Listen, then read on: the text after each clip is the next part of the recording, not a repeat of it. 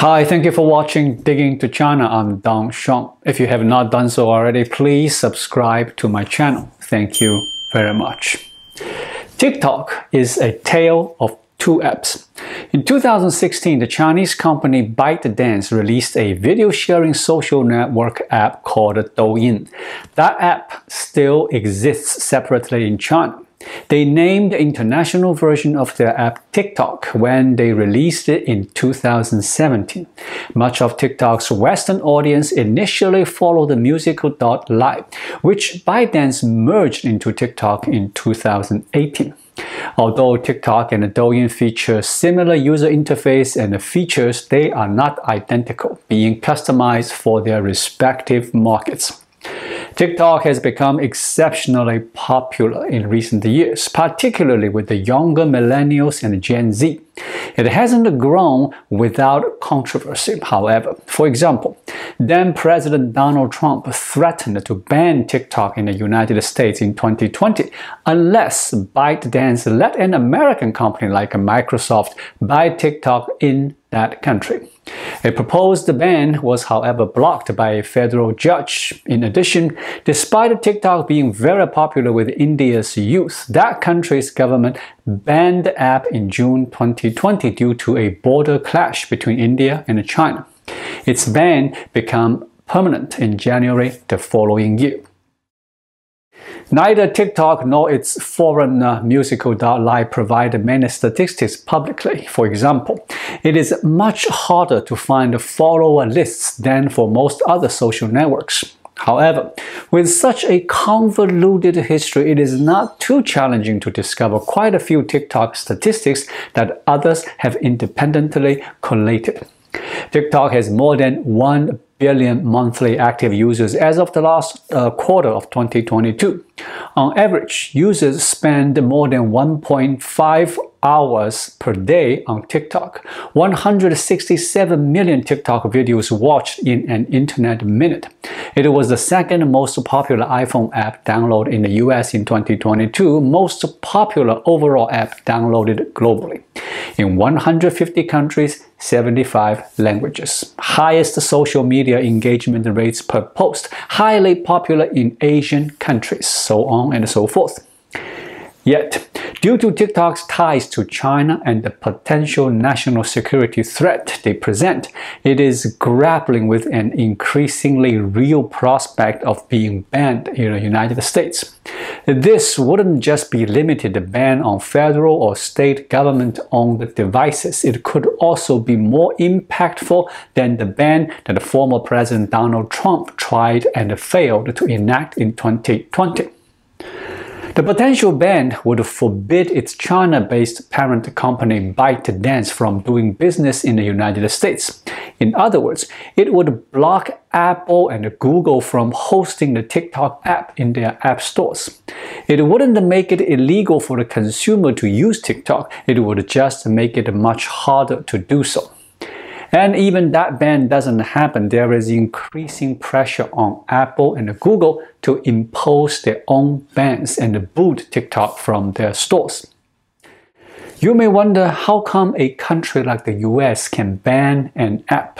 The US is not like China, which has banned a number of American apps and websites, including Facebook, Instagram, YouTube, and Twitter.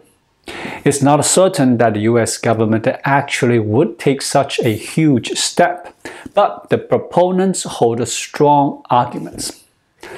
Although every big tech company is facing unprecedented levels of scrutiny these days, but TikTok faces opposition that its peers don't.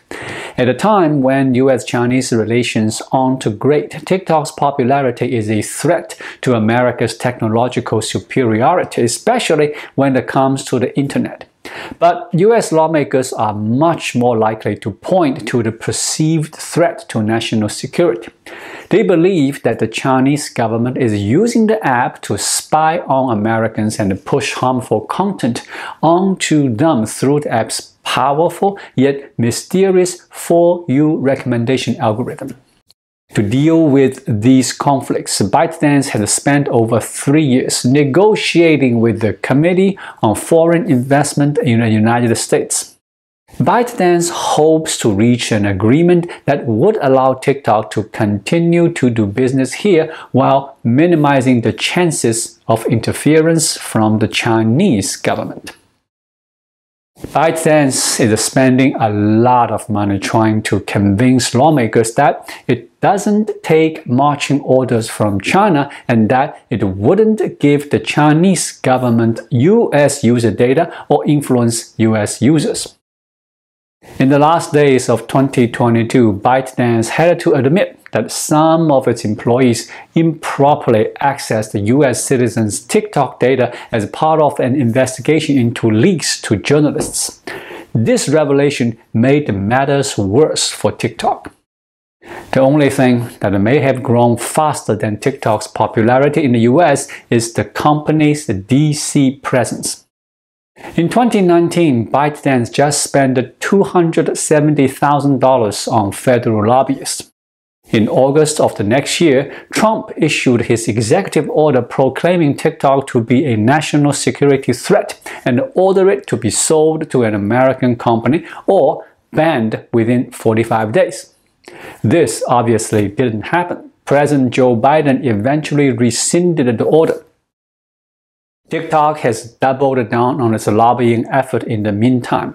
ByteDance and TikTok spent $2,610,000 in 2020, hiring people with connections to Republican and Democratic lawmakers alike.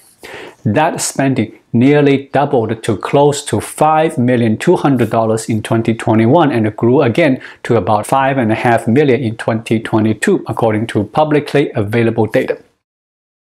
In late 2021, TikTok signed a lease for its first DC office. In April 2022, it grabbed an additional floor. That October, it hired Jamal Brown as a policy communications director. Mr. Brown was the press secretary for Biden's presidential campaign and then the deputy press secretary for the Pentagon. For some lawmakers and security officials, there may be nothing ByteDance and TikTok can do to convince them that the app isn't an arm of the Chinese Communist Party. The lack of trust is understandable. For years, TikTok has been dogged by reports that it isn't as independent of ByteDance or China as it wants the public to believe. Then, the late December revelation that the ByteDance employees accessed the TikTok user data to track US-based journalists couldn't have come at a worse time. It was just the sort of incident lawmakers and agency officials suspicious of ByteDance and TikTok needed to make their case that the app couldn't be trusted under any circumstance. TikTok says the matter was an egregious misuse of user data by a few employees who violated the company policy and are no longer employed there. Any TikTok deal that shares or cedes control of the algorithm is likely to require Chinese government approval. Lawyers and policy analysts said, as long as the technologies were created within Chinese territory and are set to be transferred in some form to a third party outside China. TikTok's recommendation algorithm was initially developed off the algorithms and AI models created by its parent. Although the app systems run on servers in Singapore and the US, TikTok also shares a common algorithm architecture with the ByteDance China-focused video sharing app Douyin.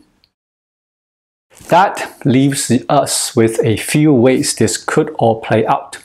The most likely is that the Committee on Foreign Investment deal finally goes through. Biden could always act like a Trump, put out an executive order banning the app, but that is unlikely. It didn't work when Trump tried it, and Biden isn't as hostile to TikTok as Trump was. He's invited the TikTok creators to the White House several times, and a nonprofit associated with the Biden administration even has an official TikTok account, which was posting videos touting Biden's accomplishments as recently as last November. So hold your breath. Thank you for watching. Please leave a comment and subscribe to my channel. Just click the subscribe button right here. I'll see you again shortly. Until then, be well.